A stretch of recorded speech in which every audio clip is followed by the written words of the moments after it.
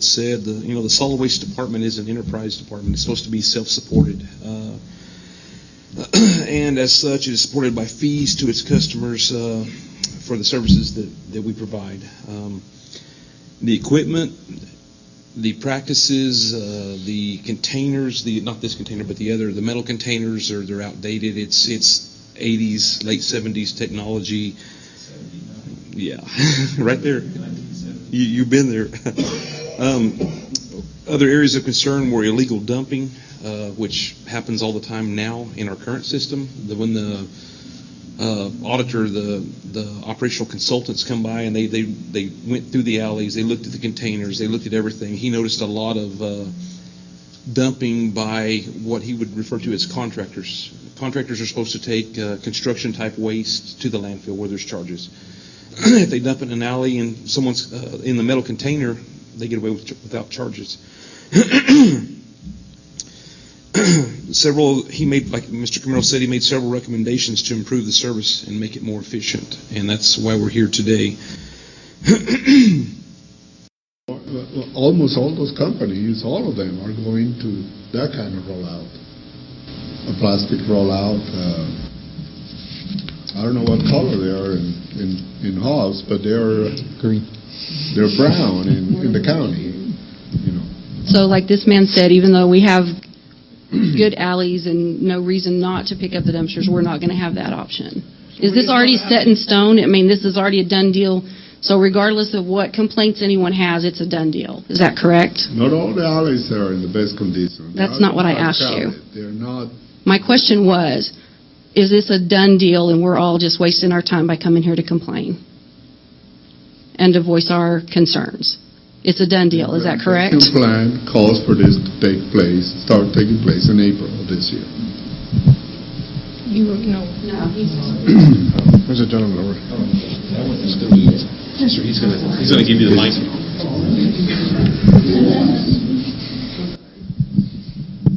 We've got a lot of tree rats in our area, and what if they chew through those dumpsters? Are we going to have to pay for a new one? You know what tree rats are, those red squirrels? And I've seen them chew right through those heavy plastic things already. No, I would say no return where we will replace the dumpster. Well, you might have a lot of trouble in our neighborhood because we got a lot of those red devils around.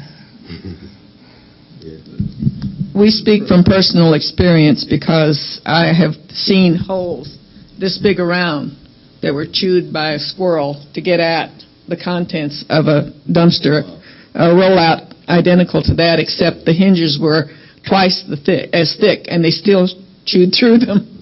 They can do it, believe me. Have you heard of any issues? No. I would say that. Well, we would replace. Yes, we have not. Most of the containers like this that we replace are due to damage. They get run over, hit and run, or they're blown out with the wind, or someone that disappears. There's been some reported stolen, and we find them down by the river. But we will replace them to you at no cost. And this is, keep in mind, ma'am, this is also to reduce the cost of overall. We have damage in the alleys. We have damaged properties, fences, utility lines. Say again? I use the front of my house. We've got cars all around the front, and I don't know where we're going to put that stupid trash can. Yeah. Well, like we mentioned earlier, this is something that was started in the late 70s, and even today, you go Arizona, northern Carlsbad, southern Carlsbad, Walker Farms area, they're doing away with the alley easements. Everything is going straight into the street. I don't really care what other people are doing. I just want my dumpster. Well, there's a reason, ma'am, that it's being done in that manner, and not only here, it's everywhere. It's more economical. Spring Hollow, one of the new developments up north of Carlsbad, those houses are right on top of each other, and they have small, limited parking, and there's a lot of parking on the streets there, and we don't seem to have many issues that I'm aware of in that area. No, we haven't had any problems. And not to mention that the trucks that we were buying for this are fully automated, have 8-foot extension on the reach of a single arm with the clamp grabber on the end. So it can go down, out, and in, pick up a container in between the vehicles and bring it. You touch a button and it reverses in the same direction that brings it back into the truck. Going back to my question, is there a way that we can put the rollout in the alley? Instead of having your truck stop 18 times in my street? Yes. Well, we're getting out of the alleys completely. That's the reason for this, is to get out of the alleys and into the streets. I don't see how you're saving any time. I'm sorry, there's something wrong there. Now, you know, when I was in the Solid Waste Committee before, we went to Roswell, and we seen some, I call them tubs, bigger 300 ones. gallons, yes. Yeah, that people had. Right. I think that would take care of the problem. Now, I didn't see any wheels on them or anything like that, but they were set in the alley. I know you're trying to get out of the alley, but I'm sorry, but this, on narrow streets, it's not going to work. And we have the same problem. Our street, there's cars parked on both sides all the time. Right. And we did look at the ones in Roswell. We went to Arizona. They had the same containers. Texas has the same plastic containers. But we chose to go this route because of their concerns and problems that they've been having with those 300-gallon rollouts. They split at the end of the metal hinge. They split up to 1.5, 2 foot in length, and they just get oval and the lids fall off. And we have several photos from that trip we took over there where just about, I would say 80-90% of the containers have no lids at all because of the way it's manufactured. The bigger tubs hold more volume, therefore they're heavier, and it's more wear on the plastic because the plastics tear easier. It's been a month ago I trimmed my trees, and one of them I trimmed quite a bit. I had quite a load of limbs and stuff. You want me to put that in the street, correct? Yes. Well, not necessarily in the lane of traffic, but on your property, on the edge. Yes, on the edge of the property, just like you see on Riverside Drive. I think you need to take another look at this because the alleys are put there for utilities, and all the water lines and electric and everything's in the alleys, and I don't think you should overlook that. And some of the new subdivisions don't even have alleys. So what you're saying makes sense where there's no alleys. Yes, sir. But I think you need to take another look at this. You might need different zones because in my case, at my house, it doesn't work. Yes. I just live down from him, and it just won't work. And our alley is perfectly good. It's a wide alley, and I don't understand why it shouldn't be used. I thought that's what an alley was for. And I agree with Mr. Boyle. You need to take another look at some of these areas around here.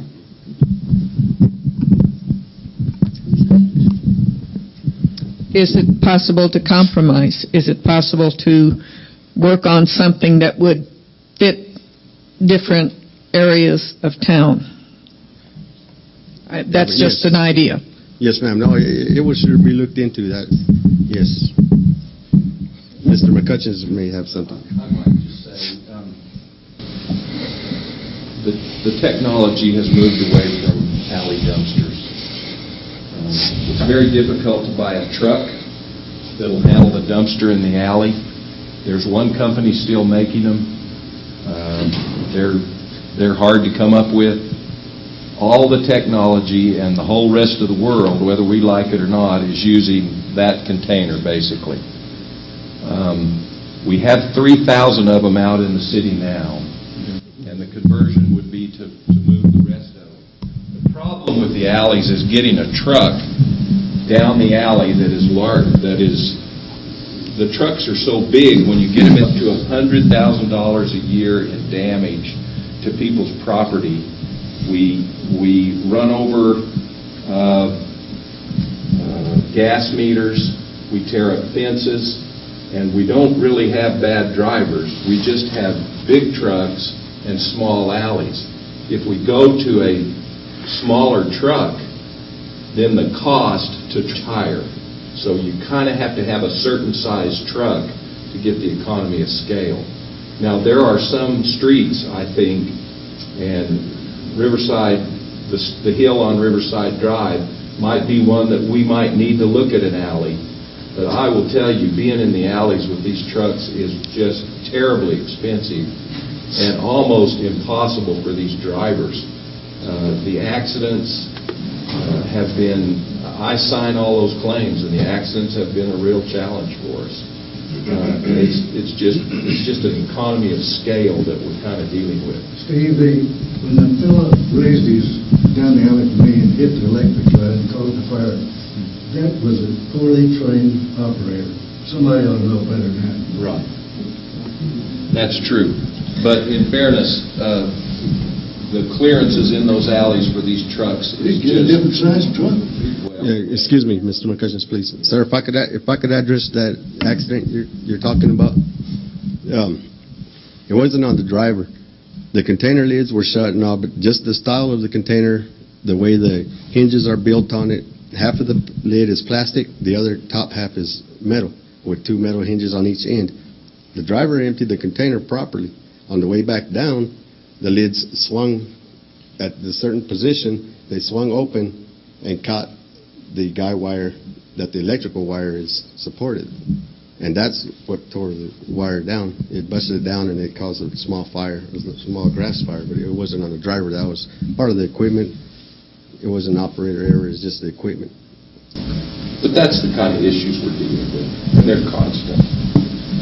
Well, the question I was going to say is, what about just getting rid of the metal dumpsters and putting the rollouts on the alley instead, instead of on the street? Now you're still going down the alley. Still the same problem with getting those trucks down. Well, you got smaller trucks, you said. I thought you said those are smaller trucks. That's still pretty big because they have to have the payload to go to the landfill.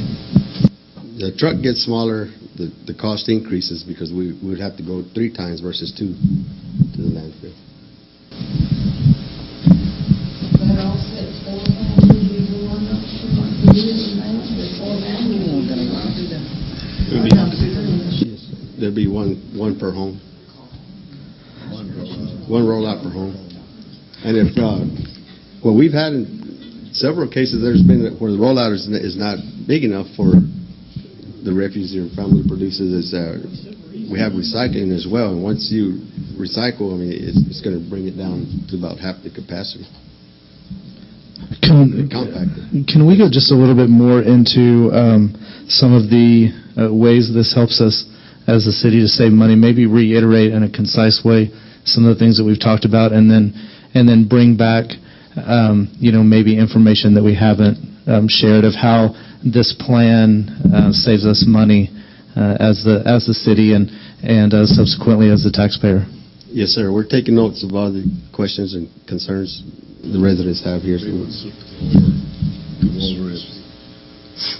Well, in addition to the dumpster maintenance, which is a pretty high cost, the cost of the rollouts versus the cost of the dumpsters, the city is paying 10 times what the rollout cost. In 10 years, we'll probably have to replace a dumpster as many as 5 times. This rollout should last 10 years and longer. It's all plastic. There aren't any, for the most part, what gets damaged are the wheels, and those are replaceable. Again, like Mr. McCutcheon mentioned, as far as the truck, there is no much of a difference in price. Trucks today cost, the trucks that we're using, I think the last ones we bought cost around $260,000 each, and we're paying about $240,000 for the new ones. So there might be a little bit of savings there. The grappler service, which is the other part of the presentation today, That right now, we're